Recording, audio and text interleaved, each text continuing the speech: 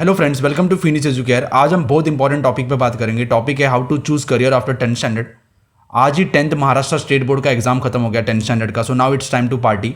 लेकिन पार्टी करने के साथ साथ it is also time to think seriously about your career. ये जो टाइम है ये बहुत इंपॉर्टेंट फेज़ है, आपके लाइफ का बहुत इंपॉर्टेंट फेज़ है। आगे के जो 6 to 8 ईयर्स होंगे वो आपके लाइफ के मोस्ट इंपॉर्टेंट ईयर्स होंगे। ये जो ईयर है 6 से 8 साल आगे के, इस ईयर्स में आपका लाइफ डिसाइड होगा कि आपका फ्यूचर डिसाइड होगा कि पढ़ाई के हिसाब से अगर आप जो भी पढ़ोगे उसके हिसाब से आपका फ्यूचर डिसाइड होगा। ये 6 to 8 ईयर्स में अगर अच्छे से पढ़ाई नहीं किया आपका तो आपको पढ़ाई के इसमें आपको सक्सेस नहीं मिल पाएगा। सो ये जो 6 to 8 ईयर्स है उसमें क्या पढ़ना है, आपको क्या बनना है, आगे क्या करना है, इसके लिए आपको ये मंथ में अगर आपका डिसाइड नहीं हुआ तो आपको ये 2 मंथ में ये जो वेकेशन मिलता है 11th स्टैंडर्ड का कॉलेज स्टार्ट होने के पहले, तब आपको डिसाइड करना पड़ेगा। इट इज़ वेरी इंपॉर्टेंट कि आपको क्या करना है ये अभी आपको डिसाइड करना पड़ेगा। अगर आपका डिसाइड नहीं हुआ है तो then until now board decided your syllabus, now you have to choose your subjects. अब तक क्या होता था स्कूल में कि बोर्ड डिसाइड करता था कि हमें क्या पढ़ना है या क्या नहीं पढ़ना है। अगर आपको हिस्ट्री भी पढ़ना है, ज्योग्राफी भी पढ़ना है, साइंस पढ़ना है, मैथ्स पढ़ना है, लैंग्वेजेस पढ़ना है, ये सब बोर्ड डिसाइड करेगा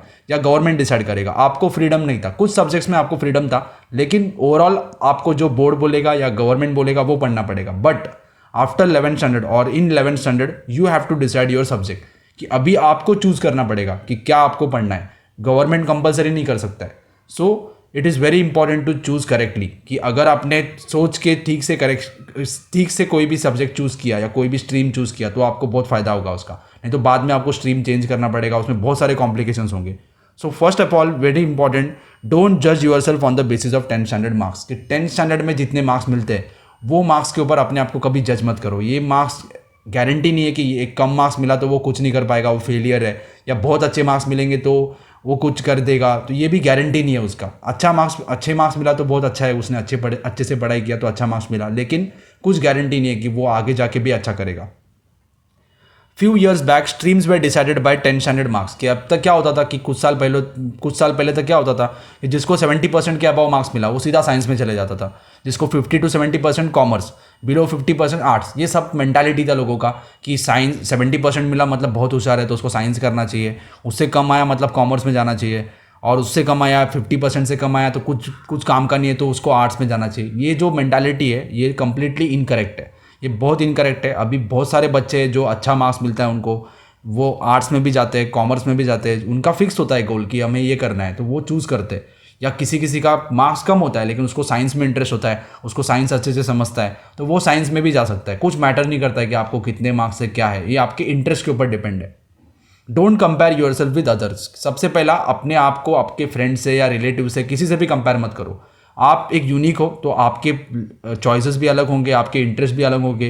ये सब आदमी का अलग अलग होता है, सब स्टूडेंट्स का अलग अलग होता है, तो कंपेयर मत करो किसी को। अगर किसी को बहुत अच्छे मार्क्स मिलते हैं, अगर आपका फ्रेंड है उसको बहुत अच्छे मार्क्स मिल गए लेकिन उसने कॉमर्स में जाने का डिसाइड किया या आर्ट्स में जाने का डिसाइड किया, तो उसको ऐसे मत बोलो कि तुम्हें इतने अच्छे मार्क्स मिले, आप कॉमर्स में जा रहे हो, आर्ट्स में जा रहे हो। वो उसका खुद का एक चॉइस है, आपको जो करना है वो आप कर सकते हो, वो उसको जो करना है वो कर सकता है। तो आप कंपेयर मत करो किसी को, करो। उसके बाद every person is different, so every one will have different interest and choices. Think seriously whether your interest will help you to build a good career. किसी का कुछ डिसाइड नहीं होता अब तक कि बहुत सारी चीज़ों में आपको इंटरेस्ट होता है, तो पहले डिसाइड करो। अभी ये 2-3 महीने में सोचो कि आप जो कर रहे हो उसमें आपको अच्छा करियर बनाने का अपॉर्चुनिटी है क्या। बहुत सारे बच्चे ड्रामा में होते हैं या फिर बहुत सारे बच्चे स्पोर्ट्स में होते हैं, तो अब स्पोर्ट्स में आप कुछ कर रहे हो तो बहुत अच्छी बात है, लेकिन सोचो कि ये स्पोर्ट्स में जो आप कर रहे हो तो उसमें आपको करियर अपॉर्चुनिटी है क्या। स्पोर्ट्स में होते हैं, ड्रामा में होते हैं या कोई भी होता है, उससे एक ऑल्टरनेटिव करियर अपॉर्चुनिटी भी उसको ऑल्टरनेटिव करियर भी डिसाइड करना पड़ता है। स्टडीज़ में भी कुछ करना पड़ता है, ताकि स्पोर्ट्स में अगर कुछ नहीं हुआ, स्पोर्ट्स में बहुत सारा कंपटीशन है तो उसमें नहीं हुआ तो एक दूसरा ऑप्शन अवेलेबल होना चाहिए। बहुत सारे क्रिकेटर्स आपको पता होंगे वो इंजीनियर्स है, तो उन्होंने एक ऑप्शन बना दिया था कि चलो क्रिकेट में नहीं होगा तो दूसरा एक हमारे पास ऑप्शन अवेलेबल है। So it is very important to create a option. तो उसके बारे में भी आपको सोचना पड़ेगा अभी कि आपके इंटरेस्ट के ऊपर डिपेंड होगा कि आपको क्या इंटरेस्ट है। Now how to choose a stream. सबसे पहला नॉलेज ऑफ द सेल्फ, कि सबसे ज़्यादा अपने आप को आप जानते हो, दूसरा कोई जानता नहीं है, ये वर्ल्ड में कोई जानता नहीं है दूसरा। सबसे ज़्यादा अपने आप को आप जानते हो, तो आपको पता है कि आपको क्या आता है क्या नहीं आता है, आपको किस सब्जेक्ट्स में प्रॉब्लम है, किस सब्जेक्ट्स में आप अच्छे हो। उस हिसाब से अपने आप को एनालाइज करो कि आपको क्या पसंद है, या आपको जो भी पसंद है उसमें कुछ करियर अपॉर्चुनिटीज़ भी अवेलेबल होना चाहिए, और जो भी आप कर रहे हो उसमें आप एक्सीलेंट होना चाहिए, तो ही आप चूज़ करो उसे। या आपको स्पोर्ट्स पसंद है लेकिन आपने कभी खेला ही नहीं, तो उसमें कुछ नहीं होने वाला है आपका। तो बहुत मेहनत करना पड़ेगा तभी होगा। तो एक जो भी सब्जेक्ट आप चूज़ करते हो उसके लिए आपको पहले खुद को जानना पड़ेगा कि आप में क्या कैपेबिलिटीज़ है, आप में क्या, आपको किस चीज़ में इंटरेस्ट है, वो चूज़ कर लो पहला। उसमें आपको समझेगा कि चलो 4-5 चीज़ों में आपको इंटरेस्ट है। उसके बाद उसके बारे में भी सोचो कि चलो ये करूँगा तो क्या होगा, ये करूँगा तो क्या होगा। उसके बारे में बहुत सारे लोगों से बात करो जो ऑलरेडी वो चीज़ कर रहे हैं, उनसे बात करो, उनसे पूछो कि इसमें क्या अपॉर्चुनिटीज़ अवेलेबल है, क्या क्या करना पड़ता है वो बनने के लिए। तो पहले नॉलेज ऑफ द सेल्फ।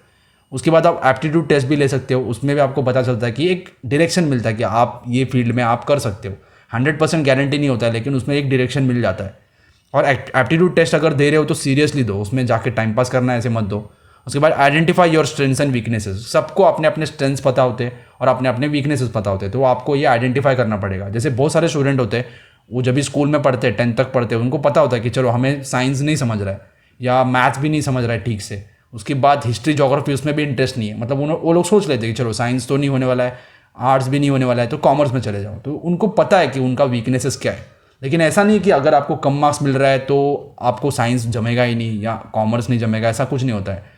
क्योंकि 10th के बाद जो भी होता है वो 11th में एक न्यू बिगिनिंग होता है। 10th के पहले का जो होता है वो भूल जाओ, 11th में एक न्यू बिगिनिंग होगा, तो आपको न्यू तरीके से, नए तरीके से स्टार्ट करने के लिए मिलेगा।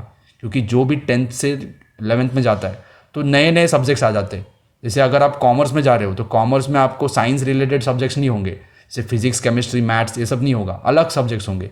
अगर आप कॉमर्स में जा रहे हो तो आपको हिस्ट्री, ज्योग्राफी ये सब नहीं होगा, कॉमर्स वालों को भी हिस्ट्री, ज्योग्राफी नहीं होगा। अगर आप आर्ट्स में जा रहे हो तो साइंस रिलेटेड सब्जेक्ट्स नहीं होंगे, कॉमर्स सब्जेक्ट्स नहीं होंगे। तो एक न्यू बिगिनिंग होता है, नई तरीके से शुरुआत होती है। तो जो भी 11th में जाएगा उसको नया बिगिनिंग करने के लिए मिलेगा। तो जो भी आपका बैकग्राउंड है, जो भी आपने 10th में पढ़ा है, उसका कुछ यूज़ होगा, लेकिन नए बिगिनिंग से आप नए तरीके से अगर स्टार्ट करोगे तो उसमें बहुत अच्छा कर सकते हो। सो identify your strength and weakness. ऐसा नहीं कि मार्क्स आपका स्ट्रेंथ नहीं हो सकता है, आपका लाइकिंग क्या है, आपको वो सब्जेक्ट समझता है क्या, वो जानना बहुत इंपॉर्टेंट है। कम मार्क्स मिलता है लेकिन वो बच्चे भी कर लेते हैं। बहुत सारे बच्चे हैं जो 50-60% मिलता है उनको 10th में, वो डॉक्टर भी बन गए, इंजीनियर भी बन गए। तो उनका ऐसा मतलब नहीं कि मार्क्स से डिसाइड होता है। आपको मैंने जैसे बोला कि नया अपॉर्चुनिटी मिलता है 11th में, तो आप नई तरीके से शुरुआत कर सकते हो। तो जो भी आपका बैकग्राउंड है, वो जो भी आपका हिस्ट्री है वो भूल जाओ, नए तरीके से शुरुआत करो। इसके लिए आपको पहले लाइकिंग ढूंढना पड़ेगा आपका, कि आपको किस में इंटरेस्ट है। Then talk with your seniors and parents, कि पेरेंट्स से, सीनियर से बात करो। जो भी आपको बनना है, जो भी आपने डिसाइड किया, अगर आपने डिसाइड नहीं किया तो डिसाइड करो। अगर आपने डिसाइड किया तो उस फील्ड में जो भी सीनियर्स है, आपके जो एल्डर्स, ब्रदर्स एंड सिस्टर्स है, जो रिलेटिव्स है या पेरेंट्स है, उनसे बात करो कि क्या क्या अपॉर्चुनिटी है, कैसे करना पड़ेगा। आपको पता होना चाहिए अगर आपने डिसाइड किया कि चलो डॉक्टर बनना है तो उसके लिए क्या क्या स्टेप्स लेना पड़ेगा, कैसे कैसे एग्जाम देना पड़ेगा, क्या पढ़ाई करना पड़ेगा, ये आपको पता होना चाहिए, उसका रोड मैप क्लियर होना चाहिए।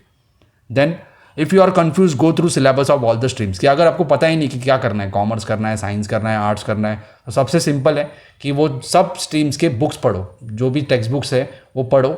उसके बाद डिसाइड करो। पहले तो आपको कुछ समझ में नहीं आएगा तो आप आपके सीनियर्स हैं उनसे बात करो, जो अभी करंटली 11th स्टैंडर्ड में, 12th स्टैंडर्ड है, उनसे बात करो।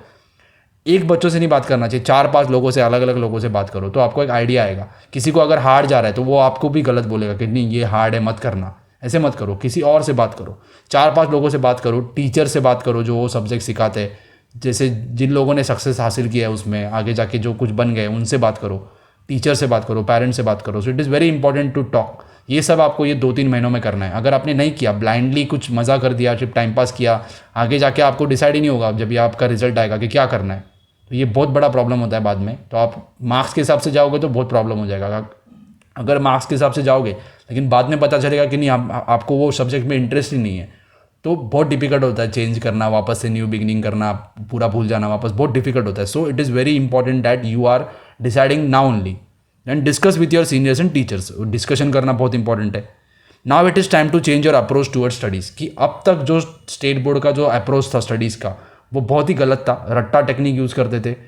10th स्टैंडर्ड का अभी का सिलेबस तो थोड़ा अच्छा है, लास्ट ईयर तक सब बच्चे रट्टा मार के टेक्स्ट बुक के ही क्वेश्चन आते थे, तो बहुत ईजी था मार्क्स स्कोर करना। बट नाउ थोड़ा हार्ड हो गया है, लेकिन आगे अगर आप जाओगे 12th में तो और डिफिकल्ट होने वाला है। किसी को बहुत ईजी हो जाएगा, किसी को डिफिकल्ट भी होगा। डिफिकल्ट मतलब सब्जेक्ट स्टडीज़ डिफिकल्ट नहीं होगा, आपका जो सिस्टम है एग्जामिनेशन का वो चेंज हो जाएगा।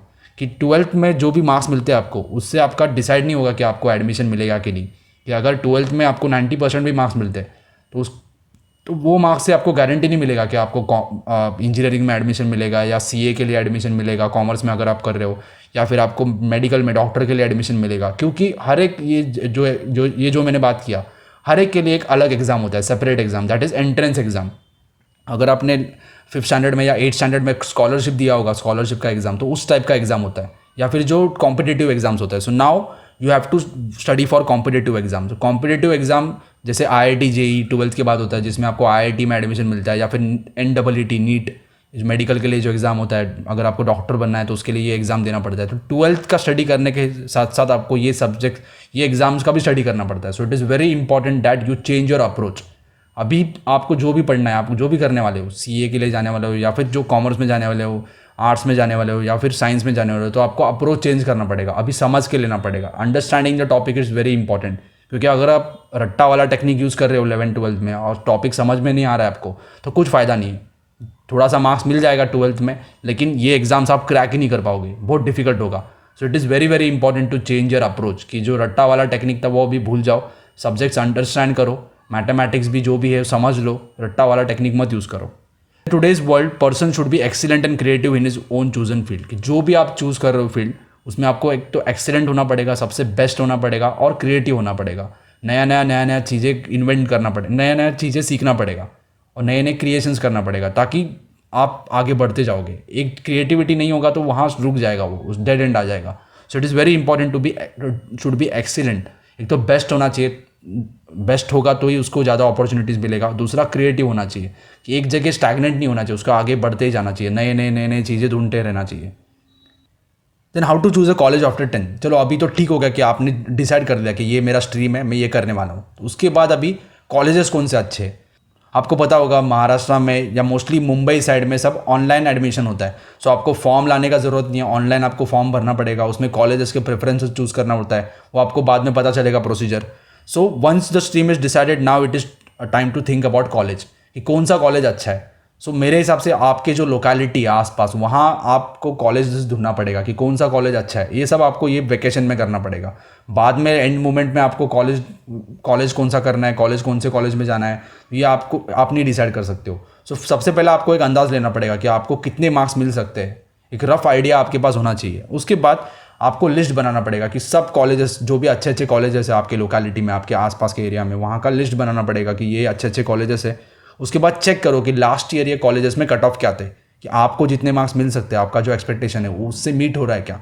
तो उसके बाद चेक करो कि ये कॉलेजेस में आपको एडमिशन मिल सकता है। तो अभी कॉलेजेस कैसे चूज़ करना है, वहाँ के जो स्टूडेंट्स हैं ऑलरेडी जो पढ़ रहे हैं उनसे बात करो। अभी एक स्टूडेंट से बात करके आपको नहीं समझेगा, क्योंकि उसका कुछ ज़्यादा करके आप करंटली जो पढ़ते हैं उनसे बात करोगे तो बहुत अच्छा होगा। तो टीचर्स अवेलेबल है क्या, ये सब आपको चेक करना पड़ेगा। So best of luck for your future, and thank you for visiting my channel. I hope this video will help you. Thank you for watching.